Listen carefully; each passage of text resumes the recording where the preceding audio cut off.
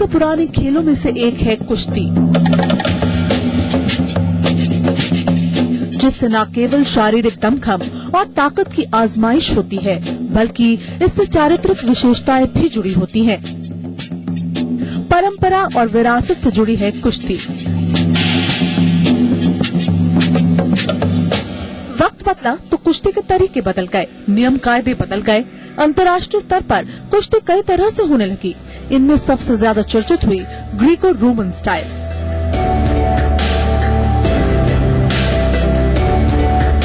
बावजूद इसके हिंदुस्तानी स्टाइल सबसे अलग है, जिसकी अपनी एक खास पहचान है। 1896 में शुरू हुए ओलंपिक खेलों में पहली बार कुश्ती को शामिल किया गया था, जिसके बाद से ही भारतीय पहलवानों ने हमेशा ही इस खेल में शानदार प्रदर्शन किया है। अंतर्राष्ट्रीय स्तर पर अपने दमखम का लोहा मनवाने वाले पहलवानों में से एक रहे हैं कैप्टन मलखान सिंह, जिनका गांव आज पहलवानों के गांव के नाम से मशहूर हो चुका है। यहाँ के जर्रे जर्रे में पहलवानी की ललक दिखती है। मुझे बहुत बड़ा गर्व होता है अपने गांव के ऊपर। हमारे गांव में पहलवानी का जो शौक है वो परंपरागत पहले से ही रहा है पहलवानी का, क्योंकि पुराने पहलवान हमारे बलवंता सिंह हुए, इसके बाद में जब हम थोड़े छोटे छोटे थे तो सिल्ली पहलवान थे, शर्मा पहलवान थे, और मेरे खुद बड़े भाई जो थे वो भी कुश्ती के बहुत अच्छे पहलवान थे। तो उन्हीं के साथ मैं छोटा सा था जब, तो उन्हीं के साथ कुश्ती सीखा करे था। और जहाँ ये गांवों में जो कुश्तियां होती हैं उनमें मैं उनके साथ जाया करे था कुश्ती लड़ने के लिए, उनके साथ में जो कुश्ती देखने के लिए। तो हमारे गांव का तो बहुत बड़ा पहले से ही कुश्ती में बहुत ज्यादा लगाव रहा है। गौतम बुद्ध नगर का सरफाबाद गांव, जिसकी अपनी खास पहचान बनी है कुश्ती के चलते। जहाँ के घर घर में पहलवान है और कुश्ती यहाँ सिर्फ एक खेल नहीं। बुद्ध नगर का सरफाबाद गांव, जिसकी अपनी खास पहचान बनी है कुश्ती के चलते। जहाँ के घर घर में पहलवान है और कुश्ती यहाँ सिर्फ एक खेल नहीं, बल्कि परंपरा और विरासत का प्रतीक है। तो मेरा गांव मेरा देश में आज बात होगी सरफाबाद की। कहते हैं हिंदुस्तान गांवों में बसता है। वैसे तो सभी को अपने गांव पर नाज होता है, लेकिन कुछ गांव ऐसे हैं जिन पर पूरा देश नाज करता है। एक ऐसे ही गांव में हम मौजूद हैं, गौतम बुद्ध नगर के सरफाबाद गांव में। इस गांव को पहलवानों का गांव कहा जाता है और आपको जानकर हैरानी होगी कि करीब करीब हर घर में यहाँ पर एक पहलवान मौजूद है। सरफाबाद गांव ने न जाने कितने ही राष्ट्रीय और अंतर्राष्ट्रीय खिलाड़ियों को पैदा किया है। और क्या खासियत है इस गांव की, देखिए हमारी इस खास पेशकश में। हाईटेक सिटी नोएडा की चकाचौंध के बीच बसा गांव सरफाबाद 250 साल का इतिहास समेटे है। ये 250 साल यहाँ की रिहाइश के नहीं, बल्कि विरासत के हैं, जिसके साए तले कुश्ती की परंपरा आदत बन चुकी है इस गांव के हर बाशिंदे के लिए। यहाँ घर घर पहलवान बसते हैं, चौक चौक अखाड़े बसते हैं और हर दिल में कुश्ती को लेकर एक कभी न मिटने वाला जज्बा बसता है। हिंदुस्तान के नक्शे में 20,000 की आबादी वाला ये गांव भले ही एक मामूली गांव हो, लेकिन यहाँ कुश्ती के लिए दिन रात अखाड़ों में पसीना बहा रहे पहलवानों के लिए ये किसी कर्म भूमि से कम नहीं है।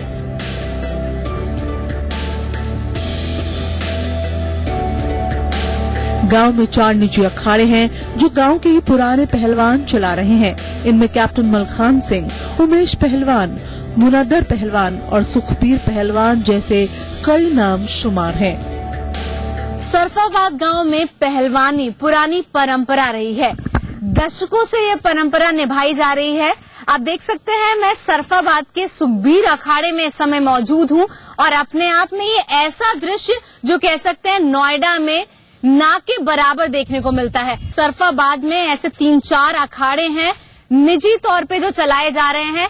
इस समय आप जिस अखाड़े की मैं बात कर रही हूँ, यहाँ 50 से 60 पहलवान यहाँ पर प्रैक्टिस करते हैं और आपको जानकर हैरानी होगी कि करीब 20 से 25 पहलवान जो राष्ट्रीय और अंतर्राष्ट्रीय स्तर पर देश का नाम उन्होंने रोशन किया है, वो इसी अखाड़े से हैं। इस समय हमारे साथ सुखबीर जी मौजूद है, जिनके कह सकते हैं कि जिनके योगदान से आज ये पूरा अखाड़ा चल रहा है। अच्छा सर, ये बताइए, अपने आप में ये बहुत कम दृश्य है जो खासतौर पर नोएडा में देखने को मिलता है।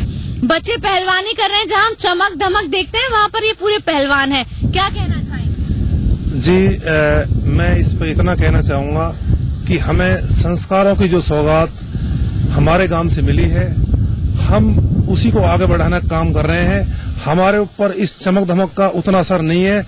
अक्सर जिस इस चमक धमक में लोग बहक जाते हैं, हमारे गांव में वो असर नहीं है। हम अभी भी हम जो है वो सब में बच्चों में वो जुनून है, ब्रह्मचर्य का पालन करना, तपस्या करना और कुश्ती को ही आगे बढ़ाना। अच्छा, कब से शुरुआत हुई? बहुत पुरानी, आप भी एक खिलाड़ी रहे हैं, उसके बारे में बताइए कि हर घर में यहाँ तो पहलवान है। जी बिल्कुल सही बात है, यहाँ हर घर में पहलवान है। वैसे तो कुश्ती की परंपरा हमारे गांव में बहुत पुरानी है, फिर भी एक अंतर्राष्ट्रीय स्तर पर जो शुरुआत हमने बच्चों को जो है गद्दा वगैरह मुहैया कराकर सारी व्यवस्था बनाई है, वो 2003 से हमने इसकी जो सुचारू रूप से एक बढ़िया तरीके से व्यवस्था बनाई है। जी चीज और मैं बता दूं आपको कि ये यहाँ पर गांव की तरफ से हर वर्ष एक इस तरह से कुश्ती की प्रतियोगिता आयोजित होती है, जिसमें बड़ी संख्या में पूरे देश से पहलवान पार्टिसिपेट करते हैं। ये शायद लोगों को बहुत कम पता है कि सरफाबाद में ही वो प्रतियोगिता हर वर्ष होती है। अच्छा सर, उस प्रतियोगिता के बारे में बताइए। जी, प्रतियोगिता ये अक्टूबर के महीने में होती है और वो हमारी जब से गांव बसा हुआ है तब से ये कुश्ती की व्यवस्था चली आ रही है। जी उस अच्छा, ये बताइए, बहुत सारे पुराने जो हम खिलाड़ियों की बात करें, कैप्टन मलखान सिंह, जो पहलवान मलखान सिंह, वो भी इस गांव के हैं, और खिलाड़ियों के बारे में बताइए। जी, जो कैप्टन मलखान सिंह है वो हमारे गुरु हैं, हमको भी वो आर्मी में लेके गए थे।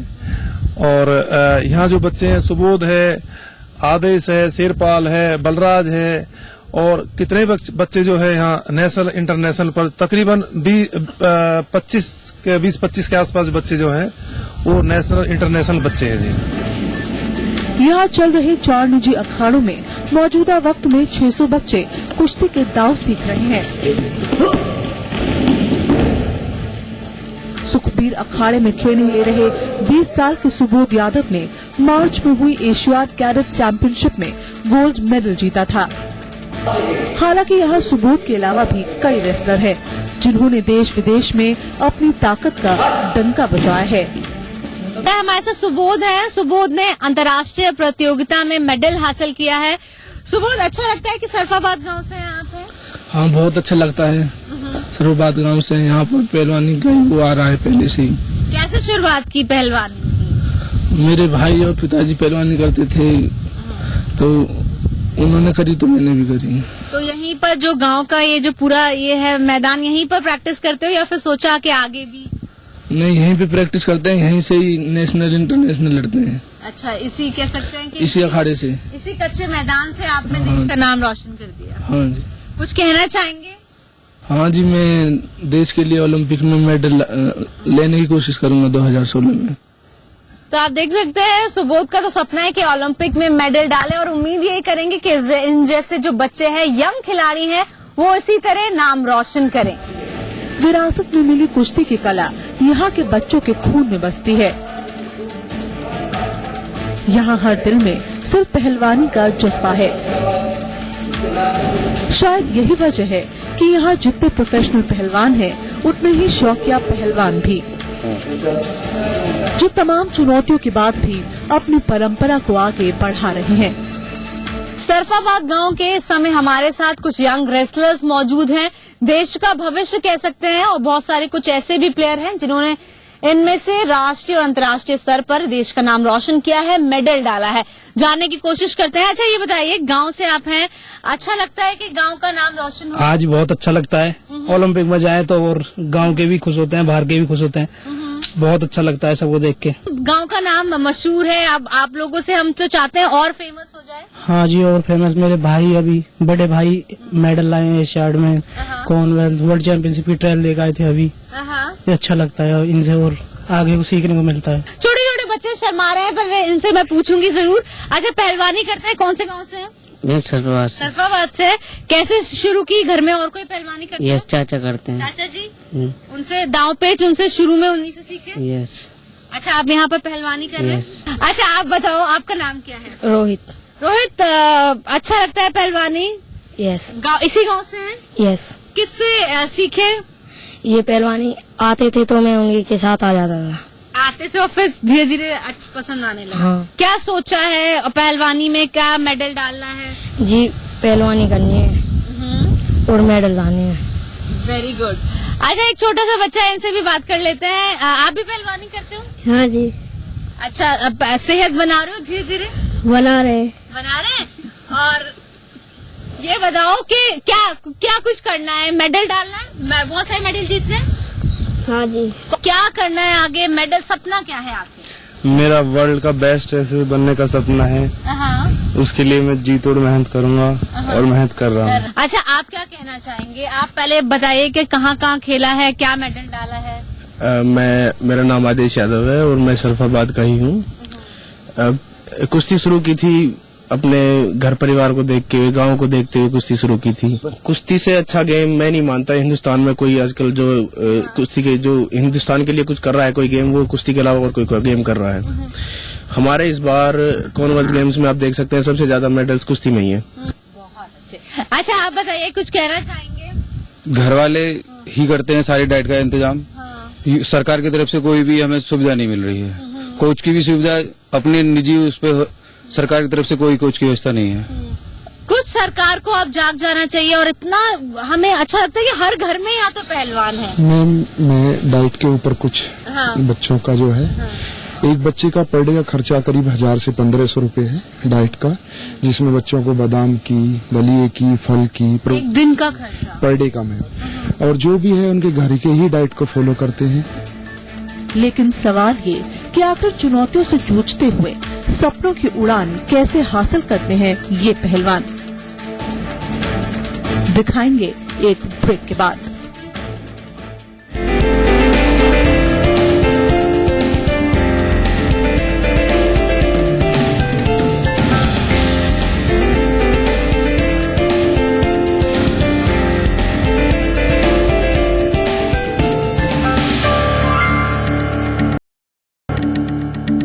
पहलवानों के गांव सरफाबाद में करीब 4 निजी अखाड़े हैं। और आपको बता दें कि सरकार की तरफ से कुछ भी सुविधा इन अखाड़ों को मुहैया नहीं कराई जाती। आप सामने देखेंगे यहाँ रूम्स, इस तरह छोटे छोटे रूम्स बनाए गए हैं।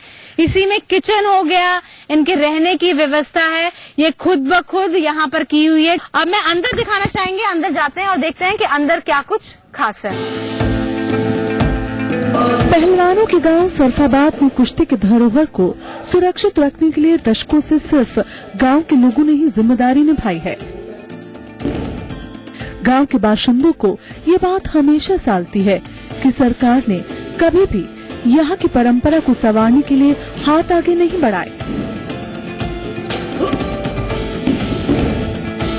गांव के खिलाड़ी आज तक सिर्फ गांव में बने निजी अखाड़ों पर निर्भर हैं, जिसके चलते कुश्ती की ये परंपरा जुनून तो है, लेकिन गांव के दायरे से बाहर नहीं निकल पा रही है। आप देख सकते हैं, ये एक बड़ा सा रूम बनाया गया है जिसमें आप पूरी ये रेसलिंग मैट देख रहे हैं। ये खुद ब खुद मैनेज्ड है। पूरा जितना भी यहाँ पर वर्कआउट का सामान मौजूद है, ये भी खुद मैनेज किया गया है। सरकार को यहाँ पे जो सुविधा है वो तो कंप्लीट सुविधा है, क्योंकि सुखबीर पहलवान जी ने पूरी यहाँ पर जो है सुविधा की हुई है। हम सरकार से सिर्फ यही चाहते हैं कि मेडल हम देंगे, नौकरी आप दीजिए। एक रणजी खेलने पर रणजी प्लेयर जो होता है उसकी बहुत अच्छी जॉब लगती है, लेकिन एक अंतर्राष्ट्रीय स्तर पे एक मेडल देता है बच्चा, तो दिन रात प्रैक्टिस कर रहे हैं। क्या शेड्यूल होता है बच्चों का यहाँ पर? हम सुबह हमारी जो असेंबली होती है सुबह 5 बजे होती है।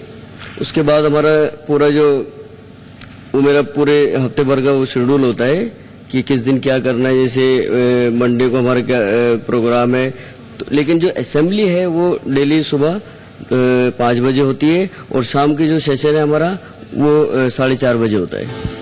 यहाँ प्रैक्टिस करने वाले पहलवानों को कई तरह की दिक्कतों से भी जूझना पड़ता है।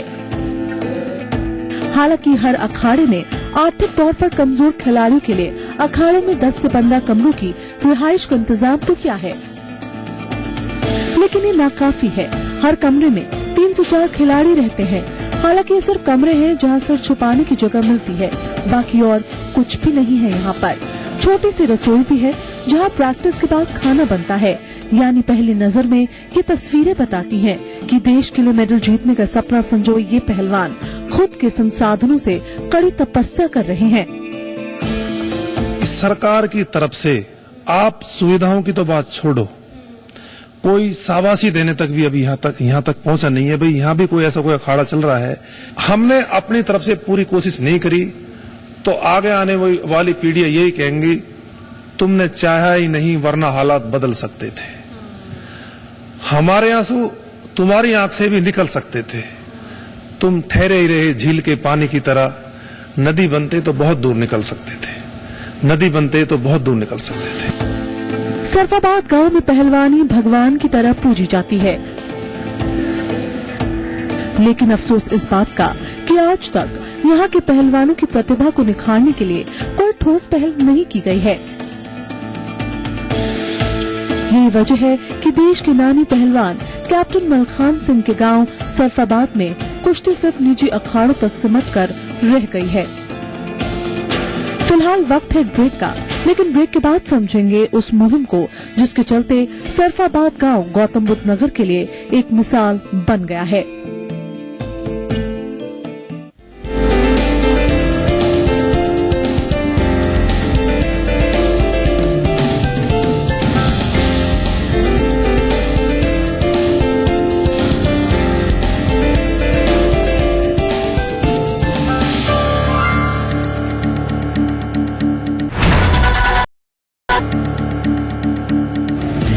नोएडा में रहने वाले लोग शायद शहर के बीचों बीच बसे सरफाबाद गांव के बारे में ज्यादा न जानते हों, लेकिन इस गांव के कुछ नियम ऐसे हैं जिससे नोएडा या यूपी नहीं बल्कि देश के तमाम गांवों और शहरों को भी प्रेरणा लेनी चाहिए।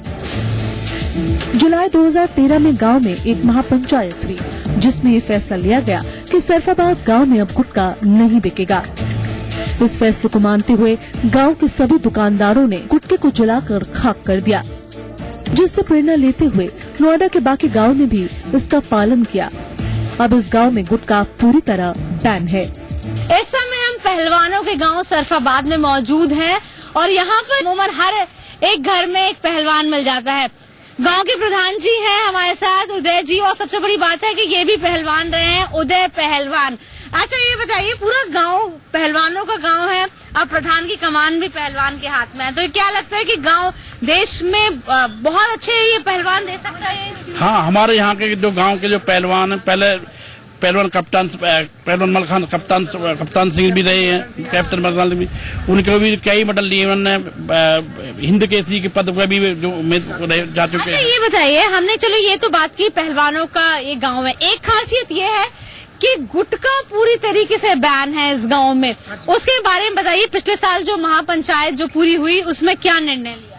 हमारे गांव में कुछ लोगों के बीच में गांव प्रधान गांव के मौजूद जो गांव के लोग हैं उनके बीच में बैठक निर्णय किया गया कि जो गांव जो गुटखा का सेवन आम आदमी जो यहाँ कर रहा है वो गलत कर रहा है, उस पर बैन लगाया जाए।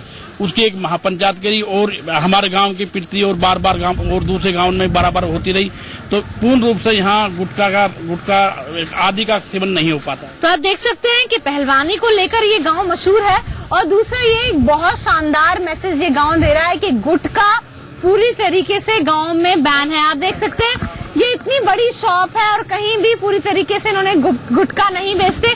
शॉपकीपर से भी बात कर लेते हैं। अच्छा, हमने जब सुना है कि जब महापंचायत हुई आपने खुद अपने गुटखों को आग लगाई थी 2013 में लास्ट वीक में, हमने अपने हाथों से खुद गुटखे में आग लगाई थी। गांव में एक सभा ये हुई थी, देखो ऐसा है तम्बाकू सेवन को बंद किया जाए, तब से हमारे प्रधान जी हैं सबने बैन लगाया, गुटखा हमारे सरफाबाद में कहीं भी नहीं बिकता। आप यंग बच्चे हैं, क्या मैसेज देना चाहेंगे? गुटखा पूरी तरीके से बैन है। बिल्कुल, मैं यही मैसेज देना चाहूँ अपनी जनरेशन, अपने साथ वालों को कि गुटखा जैसी चीजों का मतलब कुछ भी नशीली चीजों का सेवन ना करें, क्योंकि उससे बेचने वाले का कोई नुकसान नहीं है, हमेशा खाने वाले को नुकसान होता है। एक साल पहले सरफाबाद गांव में जो बड़ों ने फैसला किया उसे छोटों ने इज्जत के साथ माना। नोएडा के इस छोटे से गांव में कई बातें और छुपी हैं। इस गांव में प्रतिवर्ष सभी बड़ों के सहयोग से कुश्ती की प्रतियोगिता आयोजित की जाती है, जिसमें देश भर से सैकड़ों गांव के पहलवान हफ्तों तक डेरा डालते हैं। आपको जानकर ताज्जुब होगा कि निजी संसाधनों के जरिए शुरू हुई इस परंपरा ने इस साल 100 साल का सफर पूरा कर लिया। सरफाबाद के लोगों को अपने गांव पर फक्र है, लेकिन जिक्र जब बुनियादी सुविधाओं और जरूरतों का आता है तो यहाँ उनके चेहरों पर कुछ शिकन नजर आती है। एक स्कूल तो कम से कम हाई स्कूल होना चाहिए, यहाँ पे प्राइमरी स्कूल है, उससे बढ़ाकर हाई स्कूल कम से कम होना चाहिए। नंबर 2, यहाँ चिकित्सालय नहीं है। गरीब लोग भी हैं, कुछ वैसे सब लोग रहते हैं, लेकिन एक इमरजेंसी ऐसी हो जाती है, अगर यहाँ हॉस्पिटल खुल जाएगा तो एक आम आदमी के लिए अच्छी सुविधा उपलब्ध हो जाएगी। कहते हैं कि कोशिश करने वालों की कभी हार नहीं होती। इसी मकसद से गांव के लोग भी डटे हैं। पैसे की तंगी है, पर खान पान में अपने पहलवान बच्चों के लिए कोई कमी नहीं छोड़ते। दूध बादाम सब है, बड़ों से सीखते हैं और तन मन धन से कुश्ती के लिए समर्पित हो चुके हैं। सपना सिर्फ यही कि एक दिन वो अपनी ताकत और जुनून से हिंदुस्तान की शान बने। सरफाबाद गांव के पहलवानों ने देश का नाम राष्ट्रीय और अंतर्राष्ट्रीय पटल पर रोशन किया है। गांव के लोग, गांव के पहलवानों को उम्मीद है कि राज्य सरकार गांव की तरफ देखे ताकि सरफाबाद की चमक अब धूमिल न हो पाए। सरफाबाद गांव से कैमरामैन राहुल के साथ शिल्पा पुंडीर, जी मीडिया।